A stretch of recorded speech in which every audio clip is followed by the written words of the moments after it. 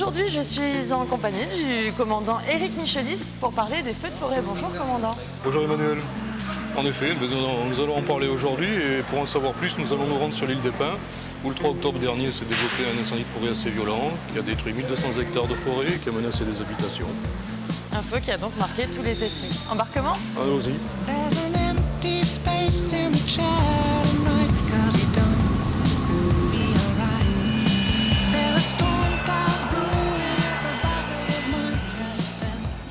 Bon, et bien voilà Éric, on est arrivé à l'île des Pins.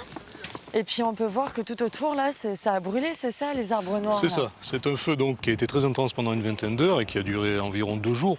Il a fallu 2 jours de travail pour arriver à l'éteindre parfaitement.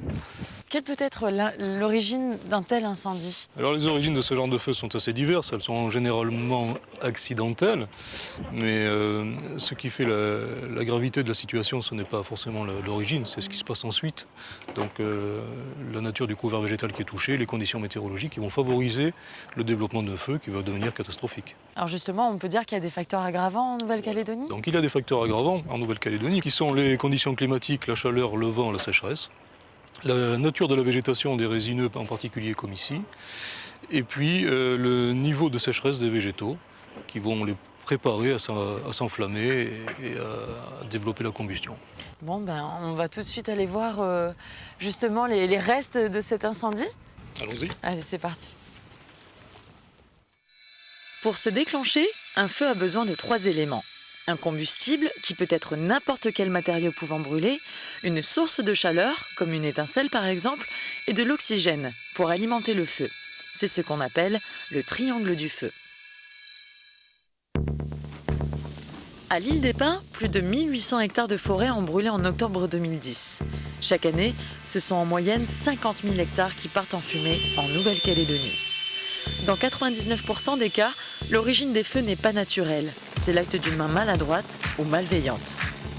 Résultat, des vies mises en danger, des habitations détruites, la disparition d'une flore et d'une faune unique au monde et la contribution au réchauffement climatique, puisque pour chaque hectare brûlé, 200 tonnes de CO2 sont rejetées dans l'atmosphère.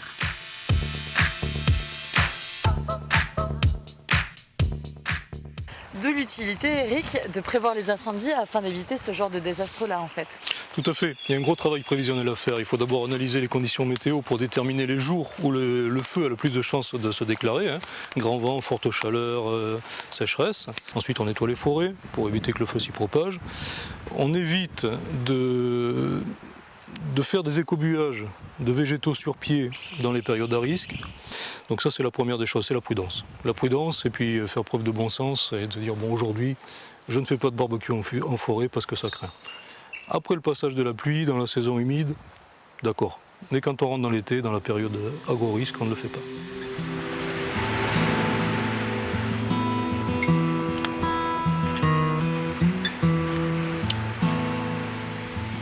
Alors là, Éric, qu'est-ce que c'est? C'est un arbre qui est tombé, ça? À cause de quoi? Bon, ça, c'est un arbre qui est tombé avec le passage du feu, donc l'arbre en se calcinant est mort et est tombé. Ce qui est intéressant, c'est qu'on peut observer son système racinaire, qui permet de constater que le feu s'est propagé aussi bien dans le sous-sol, dans les racines calcinées de l'arbre, que dans les végétaux de surface, et ensuite dans la strate arborescente jusqu'en cime. Et là, le feu a pris toute son intensité, sa vitesse. Donc les 3 étages principaux de la végétation, les cimes, la surface et le sous-sol, ont été brûlés par le feu.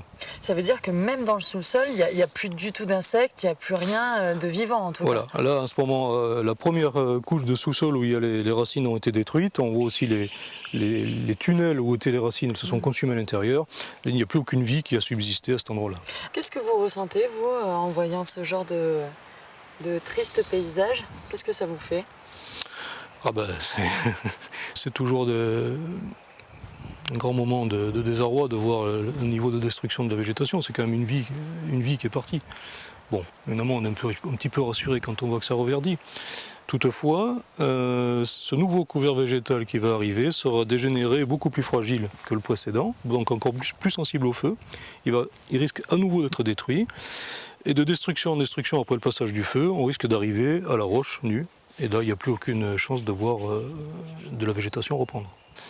Et là, je pense qu'on a une prise de conscience, on se dit qu'il faut quand même éviter que ça se reproduise et faire le nécessaire pour éviter les feux, pour éviter d'en arriver à cette situation.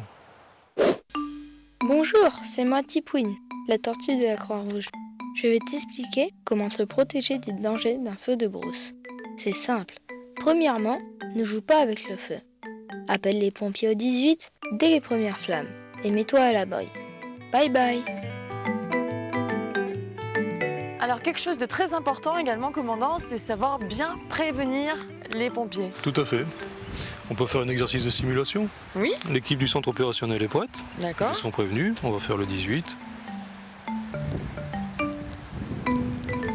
À vous. Centre opérationnel, bonjour.